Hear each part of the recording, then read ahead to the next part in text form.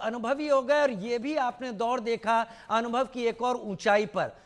पाकिस्तान को डील करने का क्या यही तरीका है जो अलग अलग इंटरवल पे हम सामने देखते रहे हैं, लेकिन पाकिस्तान घूम फिर कर उसी तरीके से उसी जगह पर लौट कर आता है सांप सीढ़ी की तरह कि अब सांप मुझे एक बार फिर से काटेगा और फिर से शुरुआत में ले जाकर छोड़ देगा। एक बात तो ये हुई। दूसरी बात, प्रधानमंत्री ने अपनी भाषण में इस बात को बड़ा साफ तौर पर कहा, समझाइएगा जरूर। उन्होंने कहा कि हमने इस बार कैमरों का भी खास इस्तेमाल किया ताकि हमारे घर में भी कोई सबूत ना मांग ले।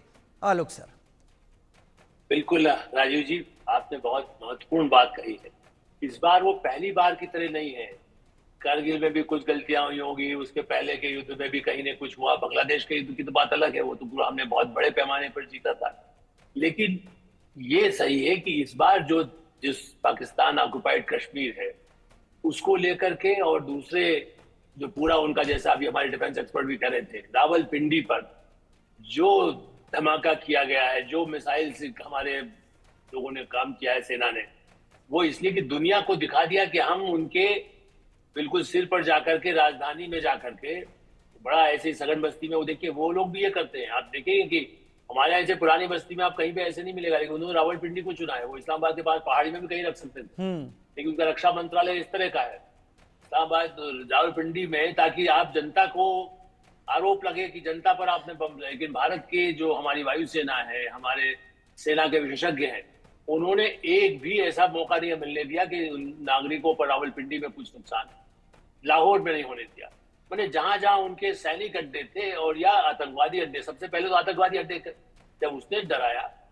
लेकिन आज के प्रधानमंत्री का आपने जिसका जिक्र किया, इस पर आज हम चर्चा कर रहे हैं, आज और भी तीखा। आपने शुरू में कहा कि ये सांकेतिक है। मेरा मानना है कि ये केवल गुजरात या भारत के लिए नहीं है, ये संदेश इसलिए बड़ा नपातोला है क्योंकि ये दुनिया को भी संदेश जा रहा है। अब देखिए राजीव जी, जो आपका प्रोग्राम है वो कहीं भी कोई भी यूट्यूब पर देख लेगा, वर्ल्ड में कहीं पर भी बैठा हुआ है, वो घाना में भी बैठा हुआ, अफ्रीका में भी देख सकता है। ऐसी स्थिति में प्रधानमंत्री का ये संदेश जरूर नहीं कि वाशिंगटन जाकर के बताना पड़े या इस्लामाबाद जाके बताना पड़े। अब ऐसी स्थिति है कि ये जो बातें कही गई है आज, वो दो टूक चूंकि ये जवाब वो है जो ईरान में वहां पाकिस्तान के प्रधानमंत्री ने कहा, नवाज शरीफ ने, कि साहब देखिए हम तो बात करना चाहते हैं। उन्होंने कहा नहीं, ऐसा नहीं चलेगा, हम बहुत धोखा खा चुके हैं। आपने बिल्कुल ठीक कहा, आपने भी इस बात की भूमिका में कहा कि हम इस बार वो छद्म युद्ध नहीं है, अब तो युद्ध की बात करिए। आपने युद्ध छेड़ा है, चूंकि आप तो भाई पूरी सेना ही जब आतंकवादी की बन गई है, मतलब एक बड़ा हिस्सा, और उन्हीं में से लोगों को चुनते हैं, वही प्रशिक्षित करते हैं, आईएसआई भी उसी के साथ जुड़ा होता है, जासूसी का जाल और सेना मिलकर के आतंकवादी तैयार करती है, आतंकवादी भेजती है, आतंकवादियों को भी सैलरी उसी तरह का मिलती है। दूसरा, अभी हमारे साथ वैसे तो पाकिस्तान ऑक्युपाइड कश्मीर का है ही, लेकिन मेरा ये कहना है, जो आपने पूछा था, पाकिस्तान ऑक्युपाइड कश्मीर में आज नहीं हाहाकार है, वर्षों से उनको ऐसा बंधक बना के, आप जैसे कहते हैं ना, आपने कहीं शिविर में डाल करके, कई बार आप सुना था विस्थापन शिविर में डाला जाता है, वो उनको खाने का जैसे होता है, भाई आज आपको ये मिल जाएगा, यदि कुछ खाना मिलेगा तो ये मिलेगा, उसे भूखा रख कर। तो इसीलिए प्रधानमंत्री ने ये भी कहा है कि रोटी, क्योंकि ये जनता को मैसेज है कि आपको रोटी चाहिए या इनकी आतंकियों की आतंकी सेना और जो फील्ड जनरल है उससे, उसके कारण जेल बने, गोली खाना पड़े। गोली क्या है, गोला ही होगा, मिसाइल होगी।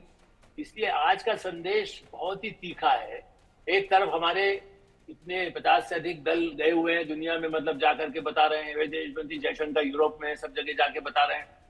हम बार बार दुनिया को बता रहे हैं कि इस बार के जितने प्रमाण है, और इसीलिए पूरा वीडियो देखा, हम लोग भी लगातार रोज चलाते रहे कि भाई देखिए कहां पर हमने किया, वहां पर ये ठिकाना है, उसके नक्शे। और अभी तक जैसे बीएसएफ के लोगों ने बताया, और ये मैं बिल्कुल नमन करता हूं बीएसएफ की महिलाएं, नहीं बीएसएफ तो वर्षों से, देखिए सेना तो उसके बाद जब बड़े इस तरह के हमले होते काम करती, बीएसएफ ने सीमा पर यहां से लेके रेगिस्तान के जैसलमेर में 50, 55, 60 डिग्री में यही बीएसएफ काम करती है।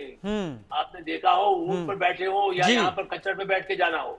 इसलिए मुझे लगता है कि बीएसएफ की रूल, ये सब बताया जा रहा है दुनिया को कि देखिए हम अब तैयार हैं लड़ने के लिए। यदि वो लड़ना नहीं चाहता तो सीधे सीधे आतंकवाद, ये घटनाएं नहीं होगी तो बात कर लेंगे, नहर का पानी आपको रोटी के लिए दे देंगे, अब वहां अनाज आपका सारा सूखा नहीं पड़ेगा।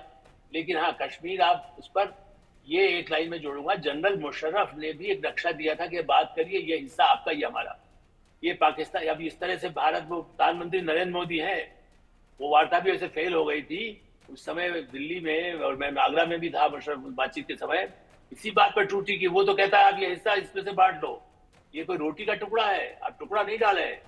पाकिस्तान का ऑक्युपाइड कश्मीर वो हमारा है, आप सिर्फ वही बात होगी, ये प्रधानमंत्री कह चुके हैं। और मेरा ऐसा मानना है कि प्रधानमंत्री अब इस बात पर अड़ गए हैं और उसको दुनिया को मना करके जब भी वार्ता की टेबल पर होगा, उसमें मध्यस्थ की तो जरूरत नहीं है, वहीं पर कागज पर दस्तखत कर दे। जैसा मैंने कहा कि ये नई बात नहीं है, लोग समझ रहे हैं कि पहली बार वार्ता की बात हो रही है।